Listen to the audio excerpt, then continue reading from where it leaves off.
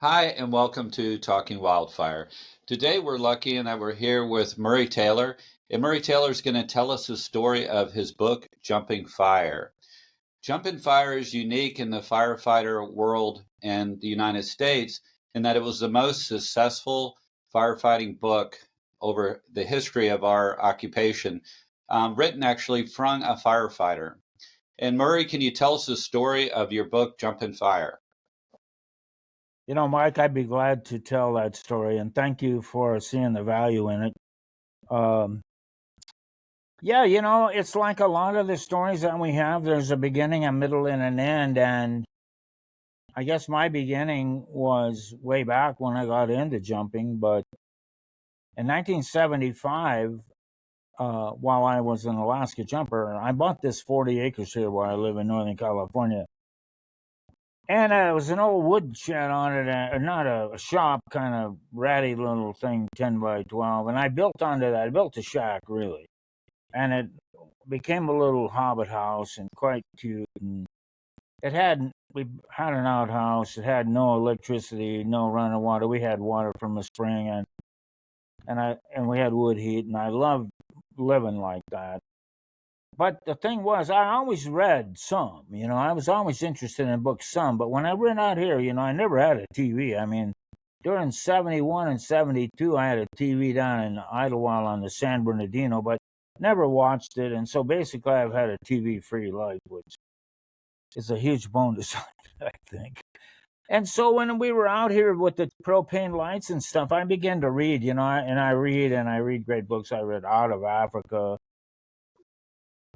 For Whom the Bell Tolls, East of Eden, Grapes of Wrath, fabulous books, The Endeavor about Ernest Shackleton, and Alive, and all those, that rugby team that survived. Anyway, as I began to read, I was riding down the road and I would think to myself, you know what?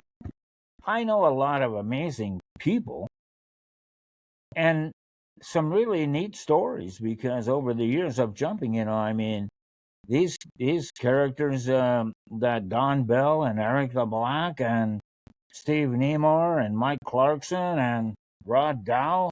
So, geez, I know all these stories. I know them pretty clearly. I think maybe I could write a book. Somebody ought to write a book. And I thought to myself, it's too bad. Earl Cooley wrote Tri-Motor and Trail, and then Dale Smalljohn wrote My Summer in the American West. And, those books were a good shot. Those guys knew that they had a great experience. They knew they had been in a company of really neat people. The problem that they had, they wrote their book. Maybe they wrote it a second time. They submitted it and they got denied by main publishers because probably it was fairly amateurish. And so they just submitted it to a vanity press and went with that. And that was pretty much me and the end of the line for the book. Dead in the water, pretty much. You don't get a lot of bang out of that. The difference with me, when I started writing my book, I got some significant help, and that was my big break, and I was able to understand that. But the way it started living out here, I thought, I don't know how to write a book. God, my first draft was just terrible. When you read it, you think, oh no, this is pathetic writing. But anyway, I thought, you know what? I'll just write about a season. That was the season of 1991, and I thought, I don't know how to start, but I'm going to start by sitting on the porch and looking at the valley, and the geese flew by. And so I wrote that the geese were going north and I was going north too. And maybe that was part of it. Anyway, I decided to take notes all summer and see what came out of that. I ended up with 4 notebooks. They had coffee stains on them. They had ash smears on them. They had dead mosquitoes on them. I mean, sometimes it was hard to get back to your hooch at 3 a.m. after fighting fire late and pick up the notebook and make some jotted notes about what Eric the Black had said or what Dow had said or about some significant point of the jump. But anyway, at the end of the season, then I decided I'm going to put it in the computer, and I had a little old Mac S10 or whatever it was, open in floppy disks. It was pathetic. It had a screen about 4 by 4, but that's the start of it. That was in the fall of '91. And so I put it in there, and it was trashy, you know. I mean, it was amateurish. It was really rough. I put it all in the first time. One of the things that happened to me by the time the book was in there, it was 400 pages then, and it ended up 454. But I thought, you know, you're writing better than you were when you began. So you should write this again, to be fair. If you're going to submit it, you already know how to write it better. So I wrote it again, and by the time I got to this into the second one, I thought, oh, you're writing better now. You might even learn how to write dialogue. So I wrote it again. By the time I had written it 4 times, I had a crush on a girl up there in Portland, and I went and took some writing classes at Merrillhurst, and learned a little bit about writing, but mostly I learned about writing from writing. It's a self-instructive kind of process and a lot of work. Then I got an agent, Doug Story, you know, and believe it or not, yeah, my agent was named Doug Story. That was his name. So we worked on it a little. He submitted it some. It didn't go anywhere. And I wrote it a couple more times. I kept having the faith. This is the faith that I had in it, Mike. A story about fire, parachutes, bears, Alaska, being out in the wild, an adventure, a modern day true life adventure, I thought should have some appeal. I knew I loved the story, as you did. And I thought, man, if I can, I had faith that this story had the essential elements of a deeply human and important story about how important it is to keep trying and to do your best and to dig deep. And in that digging deep, we often find part of ourselves that we wouldn't have found if it hadn't been for fire and for Smokejumpers. And so I kept driving on thinking I had something, and it was probably naive when you come right down to tell the whole story, but I was too dumb to know it. And so I kept trying and I kept trying. But about the time that I had written it 7 times, I went to the Fish Trap Writers Conference up there in Joseph, Oregon, Lake Wallowa. A lovely writers' conference, local. And Clay Morgan, you may have known Clay, he jumped in Idaho, right? Clay Morgan was an Idaho jumper, a McCall. Clay wrote Santiago and the Drinking Party, and it was published by Viking, and he was there as a presenter because that topic of that writers' conference was wildfire. And so he invited me, and I went and stayed with him in his room there at the Crystal Chalet up there where the writers' conference was. And during that time, so since it was about fire, I talked quite a bit, and there was a woman there from Harcourt, and these big publishers used to do this. Her name was Beverly Fisher. And at the end, I had taken the manuscript there in a Tony Lama boot box, all leaf loose, you know, you have to do. I asked Beverly if she mind taking a look at it, what it was about, and she said, okay, I'll take a look at it. I will, because I'm here to see if there are writers out here in the boondocks that might have some. Publishers used to do this. And she said, but I have to tell you, you may not hear from us for 2 months because we're busy. And so in 2 months, I did hear back from her. She was on the phone with Vicki Austin Smith, and they both told me this. We like your book. It has great stuff, bears, parachutes, fire, Alaska, but it just needs too much work. We don't have the editorial staff time to do with your book what you need. And you need professional help. And honest to God, Mike, I thought at that point she meant I need to get a psychiatrist. That's what I thought, because I felt I was kind of going crazy writing that book. But anyway, then she said, keep at it and see if you can find some editorial help. So I just kept reading and kept writing. I wrote it again, and then at the very next one, at the Fish Trap Writers Conference, a year later, I went back, and one of the presenters was John Daniels, and the subject was loss. And he read a part out of his book, looking after about how he and his wife, Marilyn, took care of John's mother as she slipped into Alzheimer's up there in Portland. And it was so beautifully written. At the end of that, I went to him and I said, John, I really like the way you write, and I have this manuscript. I need editorial help. Can you take a look at it? He did look at it, and he got back to me and he said, I'm not in anything right now, and so I'm going to give you a shot at this. That made the difference, Mike, right there. That was the difference in my book. When John Daniels took my book, I said to myself, this book could be good now. John and I worked through 2 editings that took a year, and he stepped it up, and he stepped it up again, and I could tell. And the one thing I'll take credit for was I was able to listen and hear what a good editor is an amazing thing. And the thing he told me right off once, he says, your book's pretty good. It's got an overarching theme. It's got exciting adventures. It's got beautiful landscapes. It's got good dialogue and great characters. But the one thing it lacks is you. I said, me? He goes, yeah, you. He said, your readers are going to read how you caught a fire in Norton Sound by beating it out for 2 days and 3 days and almost starved to death down the McNeil River. They're going to read that. After a while, they're going to go that maybe they don't trust your credibility because you're telling a lot of wild stories. But he said, you need to talk about you. And when you were a kid in high school, your first love, how your first love went bad, and how you married and you had struggle in your marriage and what your life was like. He said, they'll relate to those stories. And once they relate to those stories, then they'll go, this guy's the real thing.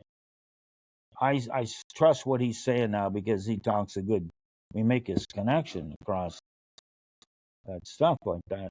And so anyway, he talked me into putting in more, and I did get criticized for putting some of my love life in there and everything. But that's okay. You always get criticized for some of the parts. But so I worked with John there for a year and a half. I paid him $7,000, and then we met over at the Oregon Institute of Technology in Klamath Falls. He was a presenter at another writers' conference, and in that room, one night in his hotel, drinking scotch, he told me, he said, I shouldn't tell you this. But he says, I think Harcourt will buy your book now. He said, I think your book is good enough that he'll probably buy it. And I thought, oh, my God, I can't hardly believe it. Harcourt was a major publisher, and that was where Beverly Fisher was, down there with Vicki Austin Smith. So he said, submit it to him and see what happens. I submitted it to him. They got back to me, Mike, and they said, yeah, we're interested. We're going to put you in touch with Katie Steele. She's young. This is going to be her first editorial thing. We think she can do it. We're kind of interested in your book now. And I got a hold of Katie, and we met down in Santa Barbara, out on the pier on a beautiful morning. And I went out there at a breakfast place, and here was Katie Steele, and I've told you this before. She was about 32. She was as cute as a bug. She looked like a combination Cindy Crawford and Julia Roberts, and about 110 pounds. And she was just a doll. And we sat down and she talked. She'd come up from San Diego, and I know that doesn't mean much. I mean, she was married. She had an F-15 jet pilot husband and 2 beautiful little daughters, so it wasn't a big deal. So anyway, she goes, I see your book just jumps right out at me. What's right and what may not be quite right, she said, and she explained some things to me about it. And she said, so I want to work on it, and I think they're going to give me a chance to work on this. Are you willing to, how much time are you going to be able to put in it till June? And how much during the summer are you going to be able to help me out? And how about next fall? Because we'd like to get this out maybe by June next year. I said, well, I'll do everything I can to help this happen. And so from then on, she got a hold of me and said, the story I heard, Mike, when she went back east and made a presentation to a group of people in a room, that she could write this book and that it could sell. And I owe another big tip of the hat to Katie Steele, bless her heart. I mean, it was Katie and John that made this book what it is. That's a fact. I did all the work. They didn't change the story. They didn't change the writing. They made suggestions. Katie and I met in Berkeley a couple times. at the old Durant Hotel, and she'd come out. I'd go over to her room, and we'd sit and go through the manuscript. Oh, brother! And it was, for me, she'd say things like this, you got, okay, a bear story. Tell one bear story, tell another one, and then tell a good bear story. Don't tell 5 bear stories. Just 2 and then a good one and move on. It was that kind of stuff. And at one point, at the end of one chapter, she scratched out 4 whole pages, put a red line through it all. And I said, geez, I thought that was pretty good. She goes, look, it's not that it's bad, but just end where it was and go right to the next chapter. And I did, and I immediately saw this was the value of good editing. I said, okay, I see. She was right about 80% of the time. And so then, Mike, the good thing was about it, we worked on it. It came out in June, and I can tell you, it came out in June of 2000. And I was in the Ready Room in Alaska, my last year. And a man came wheeling in the door with a big dolly with a big old stack of boxes. And that was about, 100 copies of Jumping Fire, right off the press. I went over and opened it up and pulled that book out and looked at the cover and looked at it and went over and sat down on a bench and opened it up, and I got tears in my eyes for a minute. The book had arrived. And that's the long story. I got a lot of good help from Harcourt because of Beverly Fisher, Vicki Austin Smith, and then Katie Steele, John Daniels. Like I said before, the other bros, they just had a book that they knew was good, but they should have stuck with it. And if they'd have got editorial help, it might have gone farther. And then what the book did, Mike, was just amazing. Hang on a second. I'll be right back. I mean, this book is amazing. This book is the story of Jumping Fire. I was on the front page of newspapers around the United States during the book tour. I got fabulous stuff. I told you that story about that young girl up in Bend. Another wonderful thing that came out of this book is that binder is huge, and I had these wonderful emails from young people. These teenage kids really dug that book. One I got said, hey, your book, I read your book, and your book was one of the best books. No, wait, second best book I ever read. She said, I always thought being a fireman would be neat, but now I never understood I could parachute to fires in the forest, and so I'm going to be a smoke jumper someday, and I can already do 6 pull-ups. And she signed off with Fire Chick at AOL.com. She was from Bend, Oregon. So that was pretty wonderful. And then I told you I got this wonderful letter from Connecticut. A handwritten letter, 2 or 3 pages and handwritten. It was about an old fella that he used to go on the park bench every day with his buddy. Down the block, they'd go sit on a park bench. He said, my friend used to tell me what he called jump stories. And his name was Ben McBride. And Ben died last year. And he said, I missed him for so long. And then he said, somehow I found your book. And I read your book, and he said, now I know what jump stories really meant to Ben. And he said, thank you for writing that book. You brought my friend back to me. That was pretty neat, that part of it. And then at one point, we were here during the summer, I think, of 2014. It was a big fire in the backcountry, and there were people, jumpers, and working as AED people and various assignments over here at the heliport. And one called me and said, there's a guy in here reading your book. He wants you to come in. Could you come in and sign it? So I went over there and signed the book. And while I was there, I met a few of them. And my girlfriend and I, we invited them out for dinner because they'd been just going to restaurants. We had them out. There was 2 Hill Attack people. And then this other fellow, Matt Monago. And so when we're eating dinner, we're finished with dinner, he tells me the story. He said, I want to tell you something. He said, I was in Iraq 9 years ago. And he said, I had 6 weeks to go, and I wanted to be out of the military. I knew that. I didn't want to go. I didn't have the slightest idea what I was going to do. And he said, one day while we were there, somebody brought in 3 or 4 big cardboard boxes of books, and they were sent by David Letterman, the late night show host guy. Letterman sent those soldiers a bunch of books. And he said, I don't read much, but there wasn't much going on, and I went through the box and I saw your book, Jumping Fire. He said, I read about 40, 50 pages into your book, and he said, I said to myself, now I know what I'm going to do when I get out. And so he said, he reached across the table and he shook my hand and he said, I've been in fire for 9 years now. And he said, I'm the foreman on the Yukonam hotshot crew. He shook my hand and he said, thanks for writing that book. And that's kind of the spirit of the good things that have happened with Jumping Fire. Because of that, I went on the book tour. My God, I was on TV 20 times. I was on the radio 50 times. I was on Morning Edition with Howard Burkus. I was on Fresh Air with Terry Gross. I was on Best of Our Knowledge with Jim Fleming. I got to meet Jane Goodall, which was a big deal for me because I've been a fan of hers for 40 years and part of her Goodall Institute. Mike, I had so many extraordinary moments in the whole process of the book and the book tour. 2 come to mind right away. As I told you before, I got to meet Jane Goodall, and that was down at Book Passages in Corte Madera.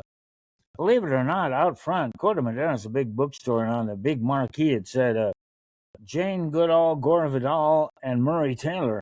And I thought, man, I ought to take a picture of that because that's pretty neat. So I figured out that I've been a fan of Jane Goodall's for 40 years, ever since I read In the Shadow of Man about her work there in Gulf Stream, which made a huge contribution to our understanding of humanity.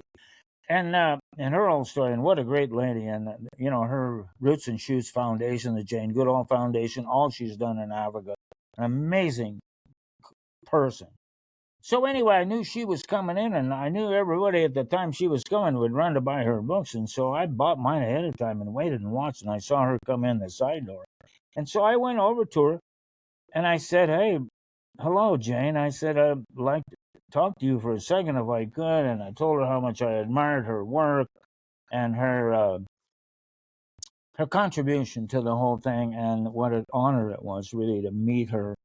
And we talked a little about, she signed my books and said something beautiful. Together we make a difference. That's what Jane signed in there.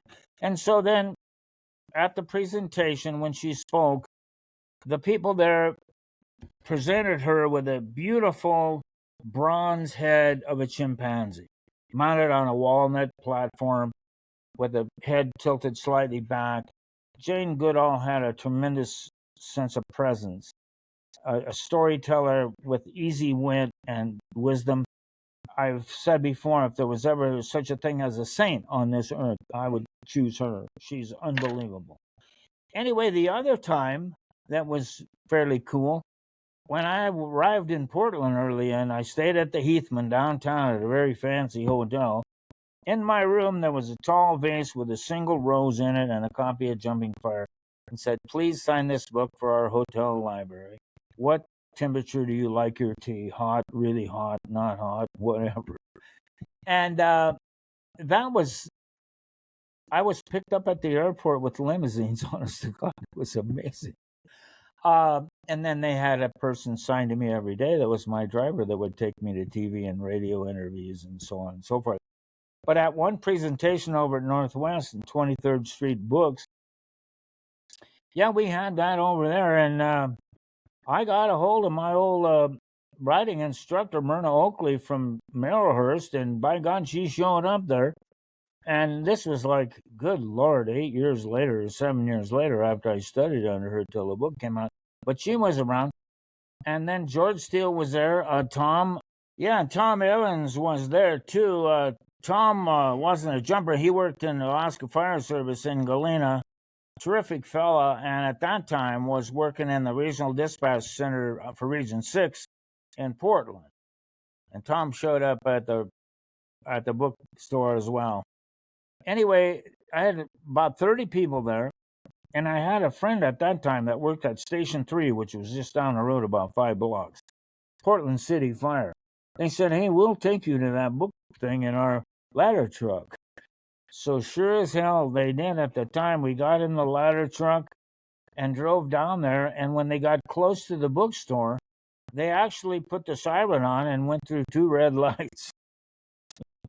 And George Steele was there, and he was looking around. He goes, God, you would know this is Murray's thing, and there's a fire here somewhere. And we pulled right up in front, and then Mitch Williams from the station jumps out with his turnouts on, pulls open his coat, pulls out a copy of Jumping Fire. I jump out with a pen. I sign the copy, and the TV camera was there, and then the fire truck pulled away.